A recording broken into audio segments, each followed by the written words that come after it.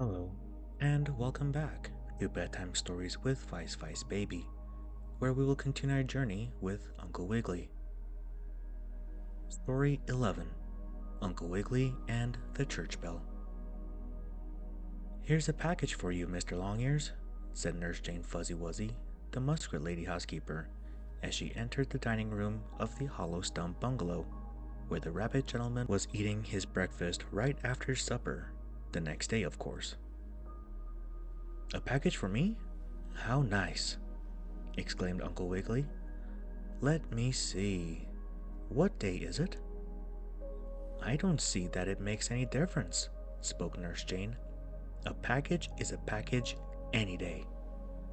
"Ah, yes, very true," admitted Uncle Wiggily. "But a package on April Fool's Day is quite different from one on Christmas."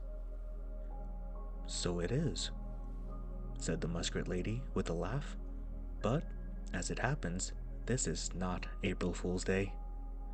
"No, it is not," admitted Uncle Wiggily. "And in that case, I will open the package. Who brought it?" "Billy Bushytail, the squirrel boy, on his way to school, left it for you," answered Nurse Jane. "And from whom did it come?" Uncle Wiggily wanted to know. "You had better open it and see," suggested Nurse Jane. Uncle Wiggily did so. And what do you suppose he found?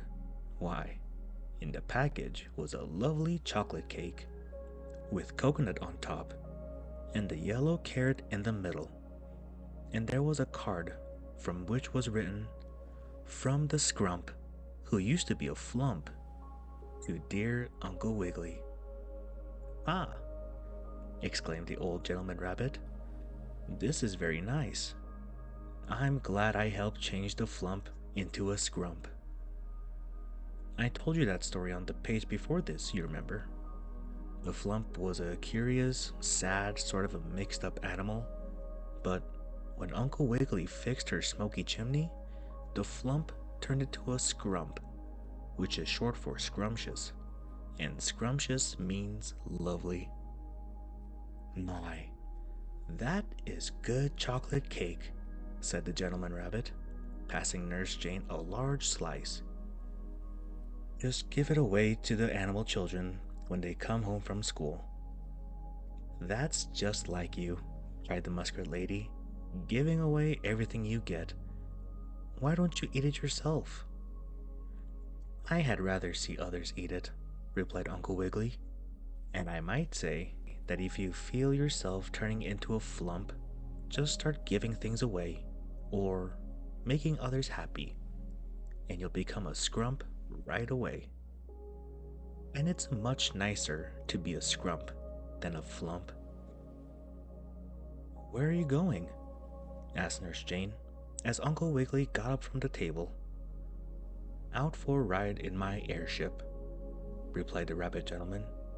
"It is a lovely day, and I might find some in trouble whom I can help. Yes, I shall go for a little ride." "Well, don't fall," begged Nurse Jane. And Uncle Wiggily promised that he would not. Soon, he was soaring and flying up near the clouds in his airship that was made from a clothes basket, some circus balloons, a Japanese umbrella, and an electric fan.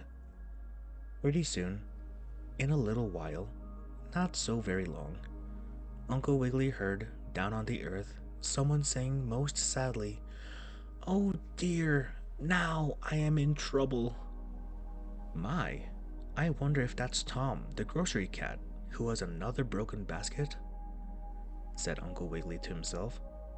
"If it is, I must help him." He looked down and found that right under him was a big church with a steeple, and in front of the church was the sexton, or janitor. A very nice man indeed, if you will kindly allow me to say so. "Oh dear, such trouble!" cried the sexton man sadly. "What's the trouble?" asked Uncle Wiggily kindly, as he lowered his airship. "Perhaps I can help you." "I'm afraid not," answered the janitor. "You see, the rope by which I pull the church bell is broken. Tomorrow is Sunday, and I have not time to mend the rope. I can't ring the bell, and unless I do make it jingle ding dong, the people will not hear it and will not come to church." "Huh, that is too bad," agreed Uncle Wiggily.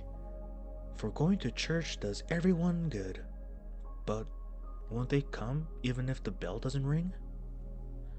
"I'm afraid not," said the sexton man. "You see, the bell has been rung every Sunday for years and years and years. The people have become used to it. They don't even look at their clocks, but when they hear the bell go ding dong, they say, 'Ah, it is time to go to church.' But now, alas, the rope is broken, and I will not be able to ring the Sunday bell tomorrow." "Don't worry," said Uncle Wiggily with a laugh, "and don't be gloomy like a flump, whatever happens. Perhaps I may be able to help you." But the sexton man did not think so, and he was quite sad. He tried to fix the bell rope, but he could not, and it looked as though the bell would not ring for Sunday church. But what did Uncle Wiggily do? Listen, as the telephone girl says, and I will tell you. Sunday morning, bright and early, the rabbit gentleman took a lot of stones in the clothes basket, and he went sailing up in his airship. Right up over the church spire he sailed, and he hovered over the steeple and the bell. And when it was time for church, the rabbit gentleman threw stones at the bell.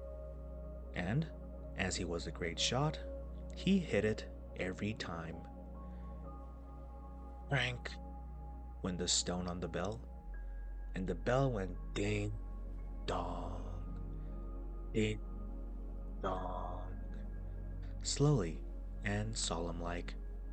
More stones did Uncle Wiggily throw from his airship, and every time the rabbit gentleman hit it, the bell rang just as well as though the sexton had pulled the rope.